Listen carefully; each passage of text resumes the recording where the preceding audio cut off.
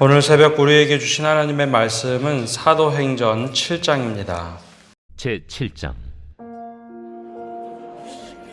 대제사장이 이르되 이것이 사실이냐? 스데반이 이르되 여러분 부영들이여 들으소서.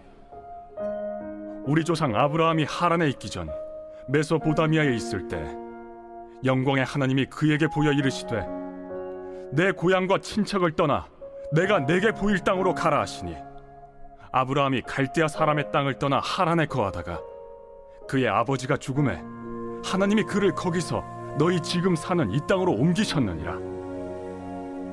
그러나 여기서 발붙일 만한 땅도 유업으로 주지 아니하시고 다만 이 땅을 아직 자식도 없는 그와 그의 후손에게 소유로 주신다고 약속하셨으며, 하나님이 또 이같이 말씀하시되 그 후손이 다른 땅에서 나그네가 되리니 그 땅 사람들이 종으로 삼아 400년 동안을 괴롭게 하리라 하시고, 또 이르시되 종 삼는 나라를 내가 심판하리니 그 후에 그들이 나와서 이곳에서 나를 섬기리라 하시고, 할례의 언약을 아브라함에게 주셨더니 그가 이삭을 낳아 여드레 만에 할례를 행하고 이삭이 야곱을, 야곱이 우리 12조상을 낳으니라. 여러 조상의 요셉을 시기하여 애굽에 팔았더니 하나님이 그와 함께 계셔 그 모든 환난에서 건져내사 애굽 왕 바로 앞에서 은총과 지혜를 주시매 바로가 그를 애굽과 자기 온 집의 통치자로 세웠느니라. 그때 애굽과 가나안 온 땅에 흉년이 들어 큰 환난이 있을세. 우리 조상들이 양식이 없는지라. 야곱이 애굽에 곡식 있다는 말을 듣고 먼저 우리 조상들을 보내고 또 재차 보내매 요셉이 자기 형제들에게 알려지게 되고 또 요셉의 친족이 바로에게 드러나게 되니라. 요셉이 사람을 보내어 그의 아버지 야곱과 온 친족 75사람을 청하였더니 야곱이 애굽으로 내려가 자기와 우리 조상들이 거기서 죽고 세겜으로 옮겨져 아브라함이 세겜 하몰의 자손에게서 은으로 값주고 산 무덤에 장사되니라. 하나님이 아브라함에게 약속하신 때가 가까우매 이스라엘 백성이 애굽에서 번성하여 많아졌더니 요셉을 알지 못하는 새 임금이 애굽 왕위에 오르매 그가 우리 족속에게 교활한 방법을 써서 조상들을 괴롭게 하여 그 어린아이들을 내버려 살지 못하게 하려 할세.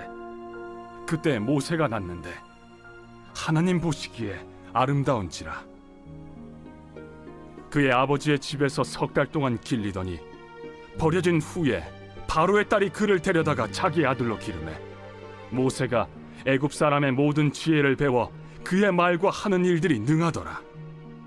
나이가 40이 되매 그 형제 이스라엘 자손을 돌볼 생각이 나더니 한 사람이 원통한 일 당함을 보고 보호하여 압제받는 자를 위하여 원수를 갚아 애굽 사람을 쳐 죽이니라. 그는 그의 형제들이 하나님께서 자기의 손을 통하여 구원해 주시는 것을 깨달으리라고 생각하였으나 그들이 깨닫지 못하였더라. 이튿날 이스라엘 사람끼리 싸울 때 모세가 와서 화해시키려 하여 이르되 너희는 형제인데 어찌 서로 해치느냐 하니, 그 동물을 해치는 사람이 모세를 밀어뜨려 이르되 누가 너를 관리와 재판장으로 우리 위에 세웠느냐? 내가 어제는 애굽 사람을 죽임과 같이 또 나를 죽이려느냐 하니, 모세가 이 말 때문에 도주하여 미디안 땅에서 나그네 되어 거기서 아들 둘을 낳으니라. 40년이 참에 천사가 시내산 광야 가시나무 떨기 불꽃 가운데서 그에게 보이거늘 모세가 그 광경을 보고 놀랍게 여겨 알아보려고 가까이 가니 주의 소리가 있어 나는 내 조상의 하나님 즉 아브라함과 이삭과 야곱의 하나님이라 하신대 모세가 무서워 감히 바라보지 못하더라. 주께서 이르시되 내 발에 신을 벗으라. 내가 서 있는 곳은 거룩한 땅이니라. 내 백성이 애굽에서 괴로움 받음을 내가 확실히 보고 그 탄식하는 소리를 듣고 그들을 구원하려고 내려왔노니 이제 내가 너를 애굽으로 보내리라 하시니라. 그들의 말이 누가 너를 관리와 재판장으로 세웠느냐 하며 거절하던 그 모세를 하나님은 가시나무 떨기 가운데서 보이던 천사의 손으로 관리와 속량하는 자로서 보내셨으니 이 사람이 백성을 인도하여 나오게 하고 애굽과 홍해와 광야에서 40년간 기사와 표적을 행하였느니라. 이스라엘 자손에 대하여 하나님이 너희 형제 가운데서 나와 같은 선지자를 세우리라 하던 자가 곧 이 모세라. 시내 산에서 말하던 그 천사와 우리 조상들과 함께 광야 교회에 있었고 또 살아있는 말씀을 받아 우리에게 주던 자가 이 사람이라. 우리 조상들이 모세에게 복종하지 아니하고자 하여 거절하며 그 마음이 도리어 애굽으로 향하여 아론더러 이르되 우리를 인도할 신들을 우리를 위하여 만들라. 애굽 땅에서 우리를 인도하던 이 모세는 어떻게 되었는지 알지 못하노라 하고 그때 그들이 송아지를 만들어 그 우상 앞에 제사하며 자기 손으로 만든 것을 기뻐하더니 하나님이 외면하사 그들을 그 하늘의 군대 섬기는 일에 버려두셨으니 이는 선지자의 책에 기록된 바 이스라엘의 집이여 너희가 광야에서 40년간 희생과 제물을 내게 드린 일이 있었느냐. 몰록의 장막과 신 네판의 별을 받들었으며 이것은 너희가 절하고자 하여 만든 형상이로다. 내가 너희를 바벨론 밖으로 옮기리라 함과 같으니라. 광야에서 우리 조상들에게 증거의 장막이 있었으니 이것은 모세에게 말씀하신 이가 명하사 그가 본 그 양식대로 만들게 하신 것이라. 우리 조상들이 그것을 받아 하나님이 그들 앞에서 쫓아내신 이방인의 땅을 점령할 때 여호수아와 함께 가지고 들어가서 다윗 때까지 이르니라. 다윗이 하나님 앞에서 은혜를 받아 야곱의 집을 위하여 하나님의 처소를 준비하게 하여 달라고 하더니 솔로몬이 그를 위하여 집을 지었느니라. 그러나 지극히 높으신 이는 손으로 지은 곳에 계시지 아니하시나니 선지자가 말한 바 주께서 이르시되 하늘은 나의 보좌요 땅은 나의 발등상이니 너희가 나를 위하여 무슨 집을 짓겠으며 나의 안식할 처소가 어디냐. 이 모든 것이 다 내 손으로 지은 것이 아니냐 함과 같으니라. 목이 곧고 마음과 귀에 할례를 받지 못한 사람들아, 너희도 너희 조상과 같이 항상 성령을 거스르는도다. 너희 조상들이 선지자들 중에 누구를 박해하지 아니하였느냐. 의인이 오시리라 예고한 자들을 그들이 죽였고 이제 너희는 그 의인을 잡아준 자여 살인한 자가 되나니 너희는 천사가 전한 율법을 받고도 지키지 아니하였도다. 그들이 이 말을 듣고 마음에 찔려 그를 향하여 이를 갈거늘 스데반이 성령 충만하여 하늘을 우러러 주목하여 하나님의 영광과 및 예수께서 하나님 우편에 서신 것을 보고 말하되 보라, 하늘이 열리고 인자가 하나님 우편에 서신 것을 보노라. 그들이 큰 소리를 지르며 귀를 막고 일제히 그에게 달려들어 성 밖으로 내치고 돌로 칠세. 증인들이 옷을 벗어 사울이라 하는 청년의 발 앞에 두니라. 그들이 돌로 스데반을 치니 스데반이 부르짖어 이르되 주 예수여, 내 영혼을 받으시옵소서. 무릎을 꿇고 크게 불러 이르되 주여, 이 죄를 그들에게 돌리지 마옵소서. 이 말을 하고 자니라. 오늘 새벽에도 하나님의 은혜와 평강이 우리와 함께 하시기를 축복합니다. 오늘 말씀은 신약성경, 특별히 사도시대에 처음으로 일어났던 순교에 대하여 함께 말씀을 나눕니다.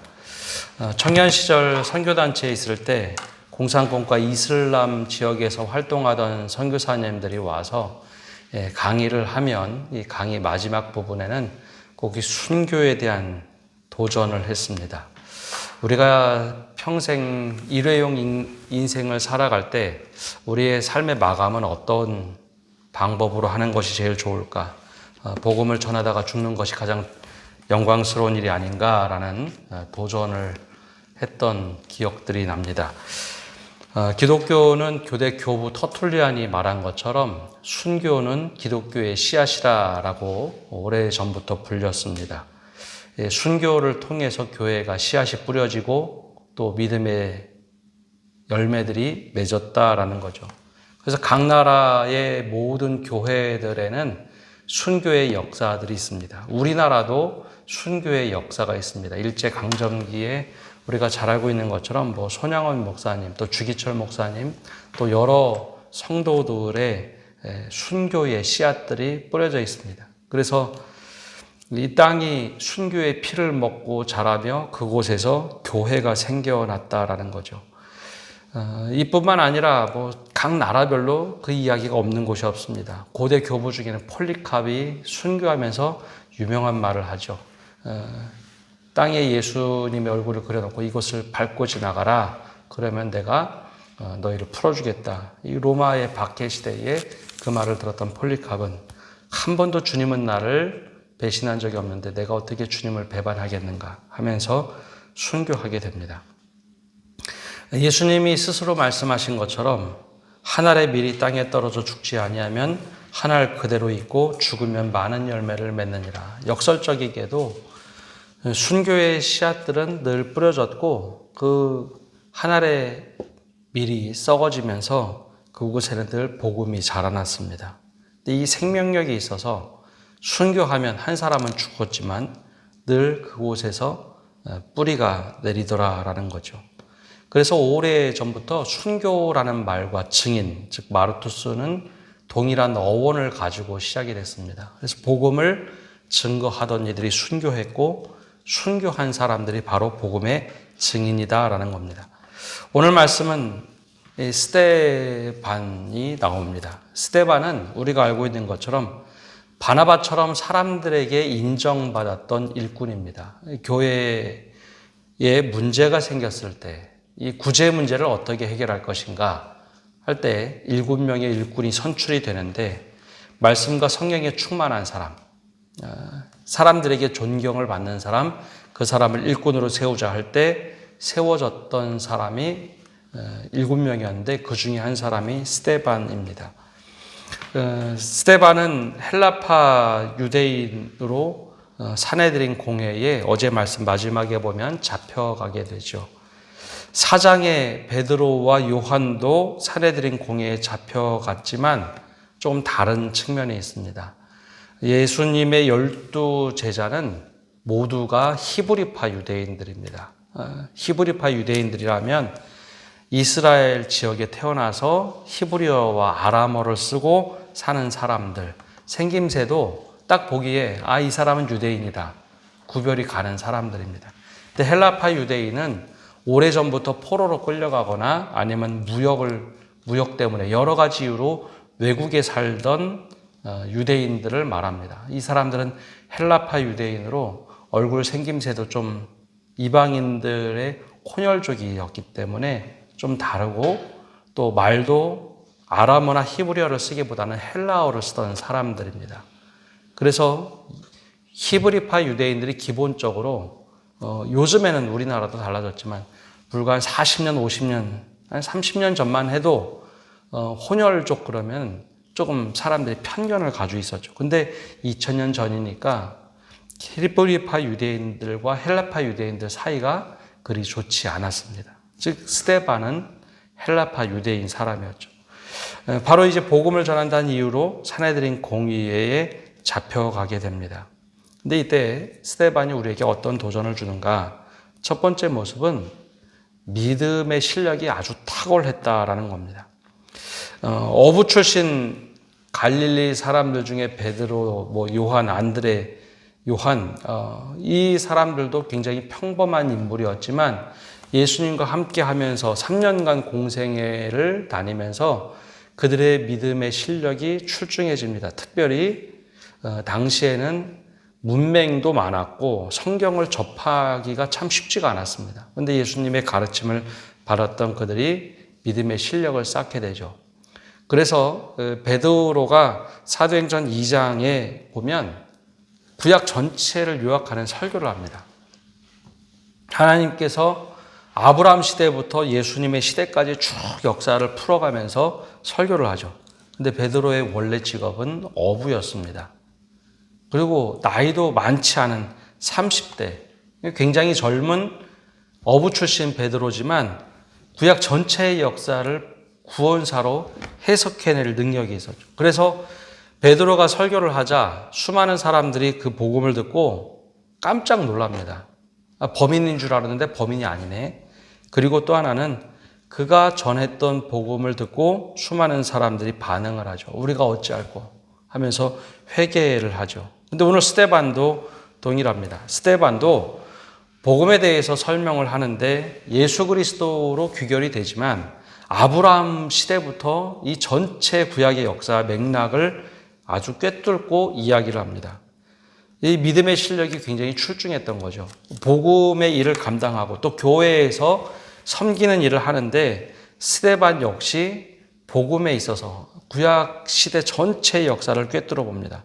그래서 아브라함 시대부터 하나님께서 아브라함을 어떻게 부르셨는지, 그리고 이스라엘 백성들은 어떠한 모습으로 하나님께 늘 도전을 했는지, 또 모세를 하나님께서 어떻게 건지셨고 모세와 함께 출애굽 여정을 이스라엘 백성들이 어떻게 했는지, 끊임없이 이스라엘 백성들이 도전하고 하나님께 대들고 모세에게 대들었던 그 역사를 다 끄집어냅니다. 그러면서 이 다윗 시대까지 쭉 흘러오죠. 근데 이것이 한눈에 구원사를 요약할 수 있는 믿음의 실력이 있었다라는 겁니다. 그렇게 우리에게도 이 믿음의 실력이 있어야 합니다. 우리가 믿음 생활하면서 구약의 신약의 역사들을 파편적으로 아는 경우가 많은데 하나님께서 도대체 구약 신약 성경을 통해서 우리에게 무엇을 원하시는지, 우리가 복음을 이야기한다면 예수님만 이야기하는 게 아니라 하나님께서 우리를 어떻게 인도하고 계신지 그 이야기를 할 수 있어야 됩니다. 스데반은 불과 신앙생활 유대인으로서는 했지만 예수 그리스도의 믿음을 믿고 살아간 지는 그리 얼마 되지 않았을 겁니다. 예수님의 공생에, 그리고 이 초대교회 7장까지 역사를 보면 그렇게 길지 않은 역사입니다. 몇 년 되지 않는 시간이죠. 그런데 구약의 전체 역사와 예수 그리스도까지 그 믿음에 대해서 설명할 수 있는 믿음의 실력이 있던 사람이었다는 겁니다. 그래서 결정적으로 이 역사를 쭉 훑으면서 이스라엘 백성들은 도대체 무엇을 했는가 하면서 그들의 잘못된 모습, 구원사를 이야기를 하죠. 그러면서 너희들이 의인을 죽였다라는 결론에 다다릅니다. 우리에게도 이런 복음의 실력이 있어야 합니다. 둘째, 스데반이 우리에게 도전한 것은 복음에 대한 확실한 메시지였다라는 겁니다. 그때 사람들의 반응에 따라 스데반이 흔들린 것이 아니라 정확하게 바른 말씀을 전했다라는 거죠. 전체 이 말씀을 하고 나서 맺는 것이 53절에서야 맺습니다. 그때 무엇을 마지막에 이야기했는가 하면 51절입니다. 이스라엘 백성들의 모습을 이렇게 요약하죠. 목이 곧고 마음과 귀에 할례를 받지 못한 사람들아, 너희도 너희 조상과 같이 항상 성령을 거스르는도다. 이스라엘 백성들의 가장 중요한 것 중에 하나, 지키는 것 중에 하나가 할례와 안식일입니다. 이것만큼 목숨을 걸고 지키는데 스데반이 얘기하죠. 너희들이 몸의 할례는 돼 있을지 모르지만 마음과 귀의 할례를 받지 못해서 하나님의 말씀을 듣지 못한다라는 겁니다. 더 나아가서 너희 조상과 같이 항상 성령을 거스르는 일, 그래서 예수 그리스도를 죽였다라는 거죠. 근데 이 설교가 누구의 설교와 똑같은가 하면 2장의 베드로의 설교와 모든 맥락이 똑같습니다. 그때 2장에 나왔던 베드로의 설교와 스데반의 설교 맥락이 똑같은데 사람들의 반응이 이렇습니다. 2장에 보면 베드로의 설교를 마치고 나서 사람들의 반응이 이렇게 되어 있습니다. 그들이 이 말을 듣고 마음에 찔려 베드로와 다른 사도들에게 물어 이르되 형제들아 우리가 어찌할꼬 하거늘. 복음의 메시지가 정확하게 들어가면 마음에 찔림이 있습니다. 왜냐하면 우리가 회개할 것이 무엇인가 깨닫기 때문이죠. 스데반도 마찬가지입니다. 스데반도 이 설교를 딱 마치자 54절에 사람들의 반응이 이렇습니다. 그들이 이 말을 듣고 마음에 찔려. 근데 이번엔 반응이 다릅니다. 그를 향하여 이를 갈거늘. 똑같은 복음의 메시지, 똑같은 복음의 말씀인데 베드로와 사도들에게 물었던 2장과 다르게 이번에는 이를 갈았다라고 되어 있습니다. 그래서 2장의 말씀을 보면 베드로의 말씀을 듣고 마음에 찔려 우리가 어찌할까 하며 회개의 은혜를 받았던 사람들은 4,000명의 사람들이 회심을 합니다. 그게 구원의 역사였죠. 근데 이번에는 스데반의 말씀, 선포한 말씀을 듣고 마음에 찔려 이를 갈기 시작하고 그들이 돌을 들어서 성전 밖으로 끄집어낸 후에 스데반을 돌로 칩니다. 이들에게는 사실 구원의 역사가 단절이 되죠. 구원의 역사가 단절이 됩니다. 반대로 베드로에게 복음을 듣고 찔려 마음에 회심했던 사람들은 구원의 역사에 들어와서 성도들, 교인이 됩니다. 스데반의 이 순교의 역사는 똑같은 복음의 메시지를 듣고 마음에 찔려 회심한 사람들과 회심하지 않은 사람들의 반응이 고스란히 나타납니다. 그 복음을 듣고 마음이 바뀌지 않으면 하나님께서 외면하는 사람들이 된다라는 거죠.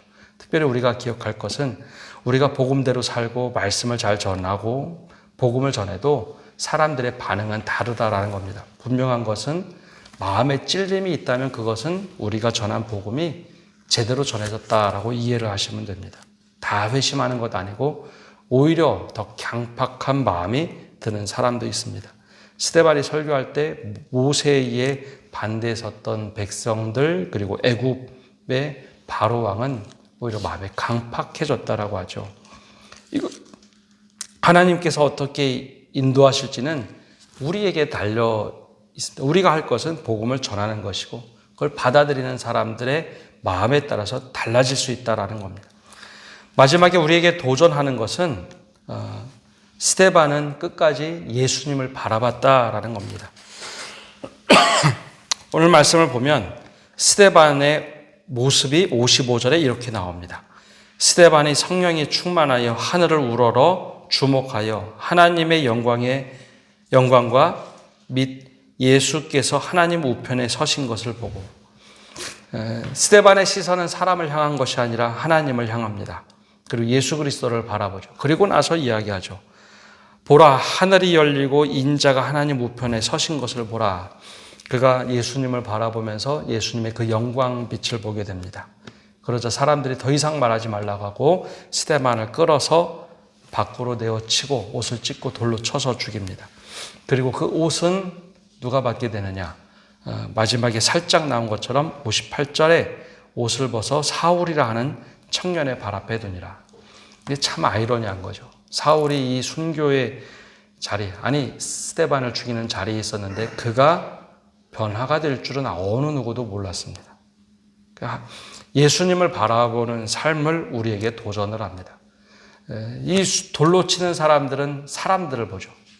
같이 돌을 들어서 야 저를 죽이자.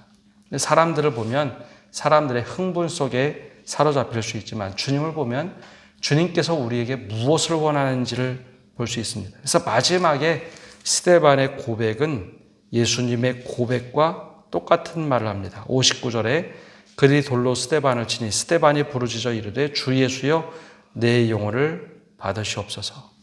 예수님과 똑같은 모습으로 내 영혼을 받으시옵소서. 그리고 하는 말 그들 주여 이 죄를 그들에게 돌리지 마옵소서. 왜냐하면 주님을 바라보기에 주님께서 원하시는 삶으로 삶을 마감합니다. 스데반이 우리에게 도전하는 것은 믿음의 실력을 우리에게 도전을 합니다. 우리의 믿음의 실력이 무엇인가? 복음의 메시지를 제대로 전하고 복음대로 살아가면 사람들의 반응이 나타납니다. 마음의 찔림은 있지만 그건 그들의 믿음에 따라서 이를 갈기도 하고 회심을 하기도 합니다. 그건 그들의 몫이고 우리가 하는 것은 복음대로 살아가는 겁니다. 마지막으로 우리가 누구를 볼 거냐? 주님이 어떻게 사셨는지를 바라보라라고 도전합니다. 오늘 하루도 살아가면서 복음의 사람으로 어떻게 살아갈지 우리가 주님께 사로잡혀 주님을 바라보고 살아가는 성도 여러분 되시기를 바랍니다. 기도하겠습니다.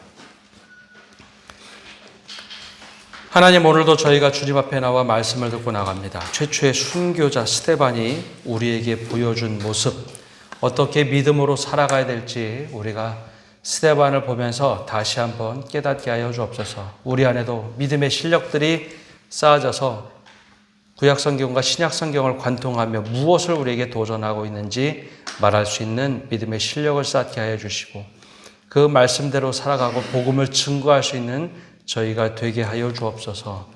온전한 복음을 전할 때 사람들의 반응이 마음에 찔리기만 해도 우리가 제대로 된 복음을 전했다라는 것을 늘 기억하게 하여 주시고 더 나아가서 우리가 바라보는 삶이 주님께서 원하시는 시선으로 주님을 바라보고 살아가는 저희 되게 하시고 주님의 발자취를 따라가는 저희 되도록 은혜 내려 주옵소서.